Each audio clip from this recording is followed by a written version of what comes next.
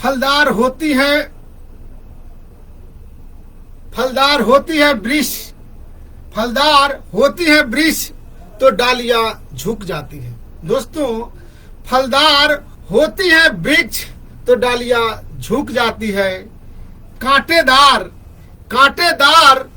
डालियां हमेशा टूट जाती है। फलदार होती है वृक्ष तो डालियां झुक जाती है। कांटेदार डालियां हमेशा टूट जाती है। सजन पुरुष की वाणी मन को शीतल कर देता है। सजन पुरुष की वाणी मन को शीतल कर जाती है, तो वहीं दुर्जन की वाणियां अक्सर जूता चप्पल खा जाती है। दोस्तों, दुर्जन की वाणियां अक्सर जूते चप्पल खा जाती है। नमस्कार साथियों, मैं सीताराम प्रसाद, पूर्व नौसैनिक, फेसबुक लाइव में आप सबों का हार्दिक स्वागत करता हूं। और आज भारतीय तटरक्षक बल अपना 46वां स्थापना दिवस मना रहा है। इस अवसर पर मैं संपूर्ण भारतवासियों और भारतीय तटरक्षक बल के पूर्व और वर्तमान सभी सैन्य बल को एक बार पुनः नमस्कार करता हूं और दिन दुनी रात सौगुनी उन्नति और प्रगति के लिए शुभकामनाएं देता हूं। दोस्तों, जैसा कि आप सबको मालूम है कि इंडियन कोस्ट गार्ड का स्थापना 1 फरवरी 1977 को हुआ था, जिसका एम था कि मैरीटाइम सेविंग लाइफ, मतलब समुद्र के बीच में यदि कोई मछुआरा या ऐसा बाहरी या विदेशी या स्वदेशी बोट फंस जाए तो उनका लाइफ को बचाना, डूबते हुए जहाज को, डूबते हुए बोट को, मछुआरे को बचाना। और धीरे धीरे शुरुआत में 10 बोट से शुरू हुआ है पेट्रोलिंग वेसल्स। आज दुनिया के बड़े बड़े कोस्ट गार्ड से इसका कंपटीशन हो रहा है, तो और अपना शक्ति का प्रदर्शन कर रहे हैं। नेवी के साथ ही के हर आर्म फोर्स के साथ कंधे से कंधे मिला करके देश को सहयोग दे रहे हैं। साथियों, आज तक समुद्र के बीच में पायरेट से, स्मगलर से, आतंकी से और देश के अंदर गद्दारों से लगभग 10,000 जीवन को आज तक कोस्ट गार्ड बचा चुकी है और लगभग 40,000 ऐसे लोगों से मुकाबला कर चुकी है। ये बहुत बड़ी उपलब्धि है, 10,000 लोगों का जीवन सेविंग करना। समुद्री डकैत, आसान भाषा में बोलते हैं समुद्री डकैत पायरेट्स, जो सोमालिया में मुख्य उनका पनाहगाह है, वो बोट से आते हैं और किसी भी जहाज को हाईजैक कर लेते हैं और मोस्टली वो टारगेट करते हैं मर्चेंट नेवी के शिप को, जहां की पैसे मिलने का चांस ज्यादा होता है। और बोट, मछली पकड़ने वाले बोट या किसी टूरिस्ट बोट या टूरिस्ट मर्चेंट वेसल को पकड़ते हैं, जहां से उनका मोटी कमाई होती है। और इस तरह सोमालिया के अगल बगल में रह करके हमारा कोस्ट गार्ड लगभग 10,000 जिंदगियों को बचाया है। साथियों, इसके साथ साथ ही जो तस्करी के मामले में बोले तो जितना सोर्सेस अन्य जगह से है, ज्यादा सोर्सेस है समुद्री रास्ते से। मछली पकड़ने के बहाने वो पाकिस्तान से नकली रुपयों का तस्करी, गांजा का तस्करी और तरह तरह का स्मगलिंग, हीरोइन का तस्करी इत्यादि, केवल हम पाकिस्तान से ही क्यों, जितने भी समुद्र से सटा हुआ देश है बांग्लादेश, वहां से तस्करी, और ये सब को रोकने में के लिए कोस्ट गार्ड बहुत ही अहम भूमिका निभा रही है। और इनका मुख्य जो स्लोगन है, मुख्य जो कार्य है उनका है वयम रक्षामहम, हम लोग रक्षा करते हैं। कहाँ? समुद्र में। तो जितने भी आज तक जिंदगियां बचाए हैं, जो भी भूमिका निभाए हैं, और उनमें बहुत सारे अपने जान को जोखिम में डाल करके कितने शहीद भी हुए हैं, उनका हमेशा जीवन खतरे से खेलता हुआ रहता है। तो इस प्रकार वो बहुत ही दुखद बात है कि आज हम उनका स्थापना दिवस मना रहे हैं, लेकिन जब भी हम कोई स्थापना दिवस मनाते हैं तो उसका इतिहास में हम लोग जाते हैं। उसके इतिहास को, चाहे वो किसी का जन्मदिन हो या किसी का पुण्यतिथि हो या किसी भी संस्था का स्थापना दिवस हो, उसके इतिहास को खंगालते हैं, लोगों को बताते हैं, लोग को जागरूक करते हैं कि इसका इतिहास क्या था और आज क्या है, उसका महत्व क्या है, उससे कौन कौन प्रभावित होता है। तो आज बहुत ही दुख के साथ कहना पड़ रहा है कि जब केंद्र में अटल बिहारी वाजपेयी जी की सरकार थी, उन्होंने बहुत सारा अच्छे काम किए, लेकिन एक जो बहुत मतलब बोले तो खराब काम हुआ, और उसमें से है जो पेंशन से सेना के समान काम करने वाली ये जो भी संस्थाएं हैं, ICGS, Indian coast guard, CRPF, CISF, BSF, Indo Tibet सेना, और इस तरह के जितने भी सेना बल है, वर्दीधारी है, जो देश के अंदरूनी या देश के सीमावर्ती क्षेत्र में आंधी तूफान, बरसात, जाड़ा, दंगा, भूकंप, स्नोफॉल और जितने भी बाढ़, जितने भी तरह की जो तकलीफें होती हैं, उन सारी तकलीफों में अपनी जान की बाजी लगाकर अपने परिवार का ख्याल ना रख करके, देशवासियों का ख्याल रख करके देश का सेवा करते हैं। और वैसे संस्था को, वैसे लोगों को, वैसे बल को इस इज्जत जीने का एक जो सहारा होता है, जीवन जीने के लिए एक इज्जत का जो मतलब होता है सहारा, जो पेंशन, उसको छीन लेना बहुत ही दुर्भाग्य की बात है। साथियों, आज कोस्ट गार्ड अपना 46वां स्थापना दिवस मना रहा है, और आज हर तरह के सुख सुविधा से लैस है कोस्ट गार्ड, हर तरह के। इनके पास नेवी से इंडिपेंडेंट, इनके पास सब कुछ उपलब्ध है। और इनके अभी फिलहाल जो कोस्ट गार्ड जनरल हैं वो Virendra Singh Pathania, director general of coast guard, और पूरे भारत का कोस्ट गार्ड को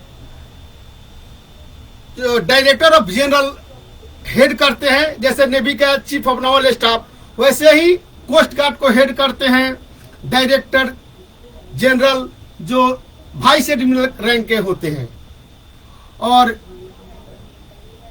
मैक्सिमम टाइम में इंडियन नेवी के ही किसी काबिल ऑफिसर को कोस्ट गार्ड का डायरेक्टर जनरल बनाकर भेजा जाता है। इसके अलावा पूरे देश का कोस्ट गार्ड का 5 हिस्सों में बांटा गया है, जो 5 इंस्पेक्टर जनरल और उसके बाद में डिस्ट्रिक्ट वाइज हेडक्वार्टर में बांट करके पूरे भारत का जो कोस्ट गार्ड होता है उनको रक्षा के रूप में स्मगलिंग, लाइफ सेविंग, इस सब कामों को बांटा गया है। साथियों, मैं ये बताना चाह रहा हूं कि एक तरफ जब इनका पेंशन बंद कर दिया गया और दूसरी तरफ बड़ी ही चालाकी से नेता लोगों का पेंशन चालू रखा गया। मैं मानता हूं कि सबका पेंशन बंद किया गया केवल सेना को छोड़ करके, लेकिन फिर सवाल उठता है कि इन नेता लोग का पेंशन, ये कौन सा देशभक्ति, किस प्रकार का देशभक्ति कर रहे हैं, कौन सा जान जोखिम में डाल देते हैं कि इनका पेंशन, और वो भी पेंशन का अजीबो गरीबो, मतलब आप उदाहरण सुन करके चौंक जाएंगे। क्या है?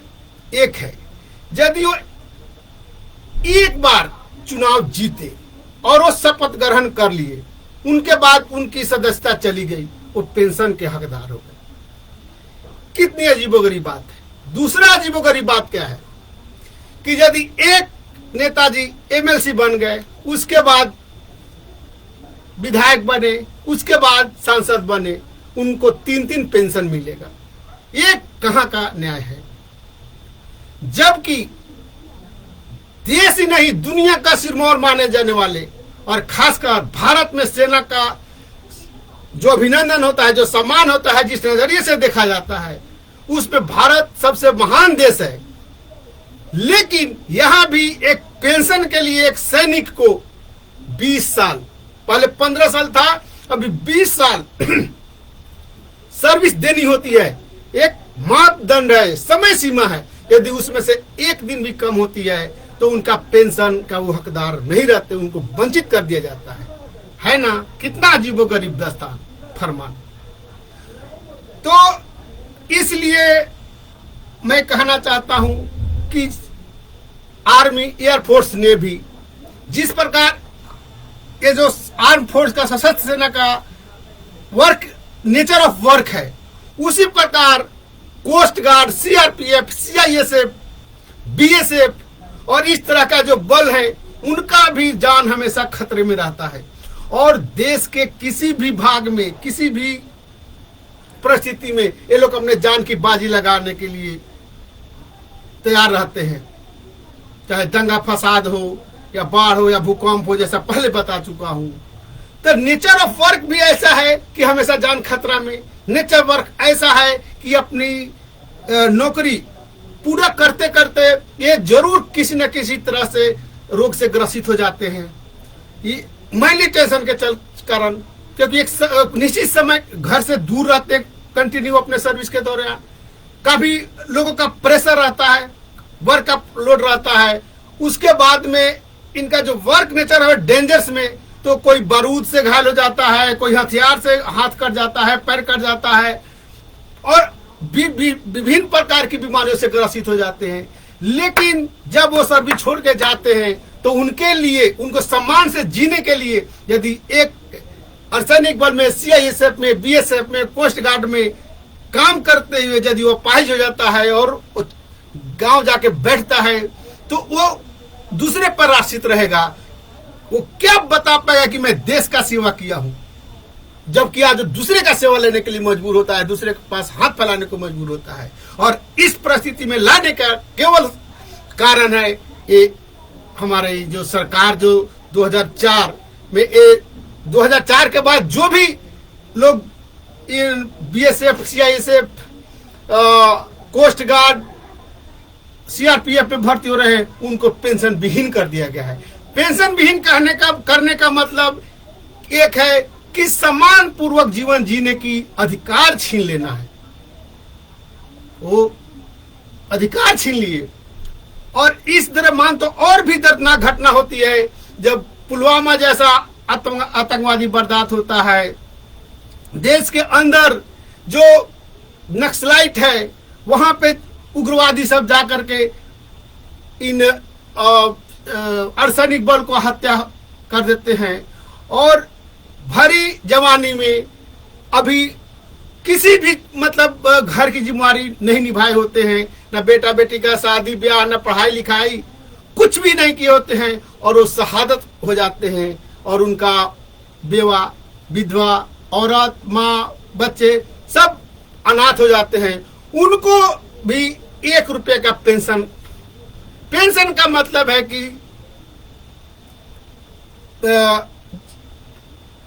सम्मान के साथ जीवन जीने का जो अधिकार है वो उनको नहीं मिल पाता है। बड़ी शर्म की बात है, बहुत दुख की बात है कि आज तक जितने भी राजनीतिक पार्टियां हैं, कोई भी इन अर्धसैनिक बलों पर ध्यान नहीं दिया। अन्यथा 2004 से लेकर 22 तक 18 वर्ष बीत गया, लेकिन कोई भी राजनीतिक दल अपने चुनावी वादा में ये पूरा नहीं किया है, घोषणा नहीं किया है कि ये सेना के साथ और सैनिक बल के साथ अन्याय हुआ है। क्योंकि नेचर ऑफ वर्क इतना डेंजरस, इतना खतरनाक है कि यदि हम उनको ये सम्मान नहीं लौटाएंगे, नहीं देने की कोशिश करेंगे, तो धीरे धीरे उनका मनोबल डाउन होता रहेगा, टूटता रहेगा, उनका बैकअप नहीं रहेगा। जब कोई सेना लड़ाई करने जाती है, अब भले पीछे वाला सेना लड़ने के लिए नहीं रहती है, बैकअप देने की रहती है, उनका हौसला बुलंद रहता है कि ठीक है, यदि मेरे को जरूरत पड़ेगी तो पीछे से लोग आएंगे अटैक करने के लिए। उसी प्रकार यदि मन के अंदर में डर होगा कि मैं यदि हताहत हो गया, मैं शहीद हो गया, तो मेरे परिवार को दिखने वाला तो है ना, पेंशन है, इतने है, गवर्नमेंट हमारे पीछे खड़ी है, तो कोई बात नहीं, हम शहादत हो जाएंगे, मेरे परिवार को देखने के लिए सरकार है, लोग हैं। हालांकि बहुत सारा उदाहरण ऐसा है कि गांव से लोग कंट्रीब्यूशन करके अर्धसैनिक बलों के जो शहादत हुए हैं उनको मदद किया है, लेकिन ये टेम्पोररी बेसिस है, ये टेम्पोररी है और किसी की दया पर निर्भर करता है, किसी के सोच पर निर्भर करता है। लेकिन सरकार जो पेंशन का छीन करके सम्मान की जिंदगी जीने के हक को छीना है, इसको तत्काल प्रभाव से लागू करने का सोचे। तो कोस्ट गार्ड के 46वां स्थापना दिवस पर सभी राजनीतिक पार्टियों से मैं एक ही गुजारिश करूंगा कि अगला जब भी लोकसभा चुनाव या विधानसभा चुनाव आए तो जरूर इस मुद्दा को उठाए, ताकि देश सेवा करने वाले अर्धसैनिक बल को उनका सम्मान से जीवन जीने का अधिकार मिल जाए। सीआरपीएफ, बीएसएफ और कोस्ट गार्ड, ये जितने प्रकार के अर्धसैनिक बल हैं, सबको उनका पेंशन सम्मान से जीवन जीने का अधिकार मिले। दोस्तों, इसके साथ ही मैं आप लोगों के साथ यही विनती करना चाहूंगा कि जो भी अर्धसैनिक बल के जवान शहीद होते हैं, उनका अगल बगल के लोग उनका ध्यान रखें, उनके परिवार का। जैसे एक मध्य प्रदेश में घटना हुआ था, तो वहां पे पूरी गांव मिलकर के उनका घर बनवाया, उनकी बहन का शादी कराया। और तो इस प्रकार का कम से कम जब तक सरकार कदम नहीं उठा रही है, तब तक अगल बगल के लोग, अगल बगल पड़ोसी गांव के लोग उनका मदद करें और देश सेवा करने वालों के प्रति सम्मान दे। अंत में मैं यही कहना चाहूंगा कि जिंदगी मिली है तो खुल के जियो। दोस्तों, जिंदगी मिली है तो खुलकर जियो, कोई अरमान बाकी न रह जाए। जिंदगी मिली है तो खुलकर जियो, कोई अरमान बाकी न रह जाए। रास्ते चलो तो ऐसे चलो कि पैर तले चींटी भी दब न जाए। रास्ते चलो तो ऐसे चलो कि पैर तले चींटी भी दब न जाए। अपनों का सम्मान, अपनों का ख्याल तो सबने रखा है, अपनों का ख्याल तो सबने रखा है। आप कुछ ऐसा कर जाओ, आप कुछ ऐसा कर जाओ कि आपका दुनिया धन्यवाद कर जाए। जय हिंद, जय भारत।